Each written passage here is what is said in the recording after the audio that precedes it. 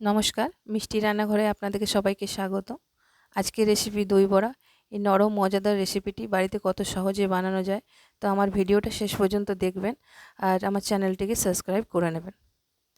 তো দেখুন, এখানে 100 গ্রাম বিরি কলার ডাল আমি 6 ঘন্টার মতন ভিজিয়ে রেখেছিলাম। এবার ডালটি একটি মিক্সির জারে নিয়ে সামান্য জল দিয়ে একটু পেস্ট বানিয়ে নেব। পেস্টটা হয়ে গেলে একটি পাত্রে ঢেলে সামান্য নুন দিয়ে হাতের সাহায্যে ভালো করে ডালটা ফেটিয়ে নেব। দেখুন, ডালটা ফেটানো হয়ে গেছে। এবারে একটি কড়াই বসাবো, দিয়ে দেবো সাদা তেল। তেলটা গরম হয়ে আসলে বড়াগুলো ছেড়ে দেবো। বড়াগুলো এপিট ওপিট করে ভালোভাবে ভেজে নেবো, খুব একটা কড়া ভাজবো না। এবার একটা পাত্রে জল নিয়ে 1/2 চামচ নুন, 1 চামচ চিনি জলের মধ্যে ভালো করে মিক্স করে নেব। এরপর জলের মধ্যে বড়াগুলো দিয়ে চামচের সাহায্যে প্রেস করে এই বড়াগুলো আধ ঘন্টার মতন আমি রেস্টে রেখে দেবো।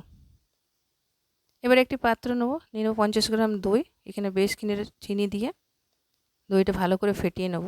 এবারে দেখুন বড়াগুলো আধ ঘন্টা পর কতটা ফুলে উঠেছে। এবার বড়াগুলো হালকা হাতে প্রেস করে দইয়ের মধ্যে দিয়ে দেবো। এবার বড়াগুলি দইয়ের সঙ্গেও ভালো করে মিক্স করে নেব।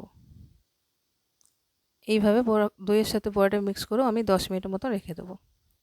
এবার প্লেটে দই বড়াগুলো দিয়ে দেবো ওপর থেকে টক মিষ্টি তেঁতুলের চাটনি, দিয়ে দেবো গ্রিন চাটনি।